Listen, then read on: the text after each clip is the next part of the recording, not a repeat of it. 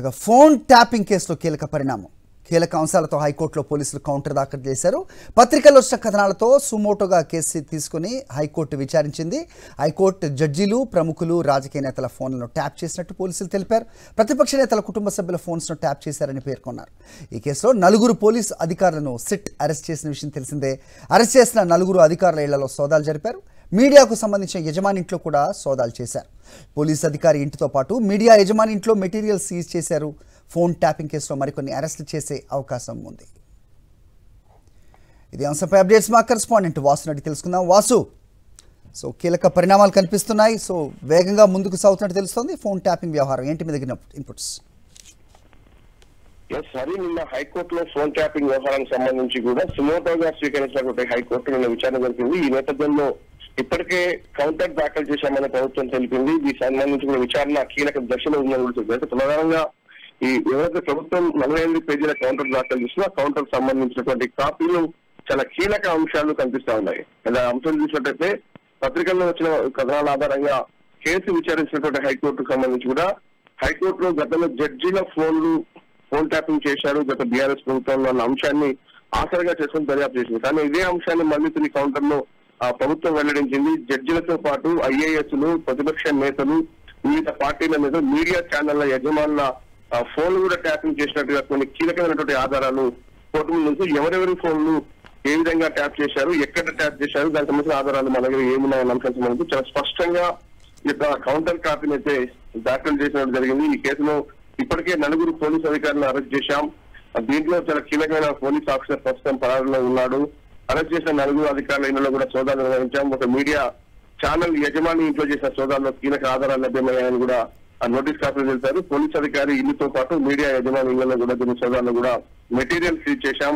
ఆ ట్యాపింగ్ సంబంధించిన కొంత సమాచారాన్ని పోలీసులు మీడియా సంస్థ యజమాని ఇంట్లో ఉంచారు.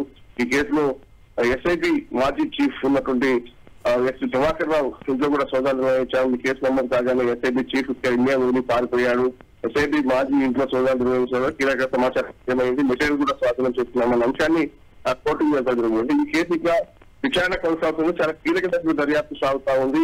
ఇది ఆషామాషి కేసు కాదు. ఖచ్చితంగా కూడా అది చాలా క్షుణ్ణంగా దర్యాప్తు సాగుతున్న అంశం కాదు. దీంట్లో ఎవరెవరు ఫోన్ ట్యాప్ చేసిన అంశంలో కొన్ని పేర్లను ప్రస్తావించారు. దీనికి సంబంధించి అనుమల రేవంత్ రెడ్డి సంబంధించి ముఖ్యమంత్రి, మొత్తం కొండలరెడ్డి, అతను సోదరు తిరుపతి రెడ్డితో పాటు వినయ్ రెడ్డి, ఉత్తమ్ కుమార్ రెడ్డితో పాటు పొంగులెట్టి శ్రీనివాస్ రెడ్డి, ఇతర రాజ్యాంగ ప్రతిపక్ష నేతలు, ఒక కాంగ్రెస్ పార్టీలో ఉన్నటువంటి నేతలే కాకుండా ఇతర పార్టీలో ఉన్నటువంటి ప్రతిపక్ష నేతలకు సంబంధించినటువంటి వ్యక్తుల పేర్లు కూడా చేయడం జరిగింది. మరోపక్క ఎందుకంటే మీడియా ఛానల్ ఐఏఎస్ అధికారి దివ్య ఐఏఎస్ అనేటువంటి అధికారి పేరు మీద మెన్షన్ చేశారు. దీంట్లో మెగా శ్రీనివాస్ రెడ్డి, కొన్ని ఇండస్ట్రియలిస్ట్ ఎవరైతే ఉన్నారో రేవంత్ రెడ్డికి సన్నిహితంగా ఉన్నటువంటి వ్యక్తులకు సంబంధించి కూడా మెగా శ్రీనివాస్ రెడ్డి అనే వ్యక్తి, మైనంపల్లి హనుమంతరావు, రోహిత్ కొడుకు ఫోన్ కూడా మొత్తం ఇలా దాదాపు 24 మంది పేర్లను ప్రస్తావిస్తూ కూడా ఈ కేసు పేర్కొనడం జరిగింది. మరికొంతమంది కంపెనీలకు సంబంధించినటువంటి కావచ్చు, సినిమా ఇండస్ట్రీకి సంబంధించినటువంటి కావచ్చు, వీళ్ళందరికీ కూడా ఫోన్ ట్యాప్ చేసి దానికి సంబంధించిన ఆధారాలు మా దగ్గర ఉన్నాయంటూ కూడా నిన్న కౌంటర్ ఫైల్ చేశారు. ఈ కేసులో ఇంకా చాలా మందిని అరెస్టు చేయాల్సి ఉంది.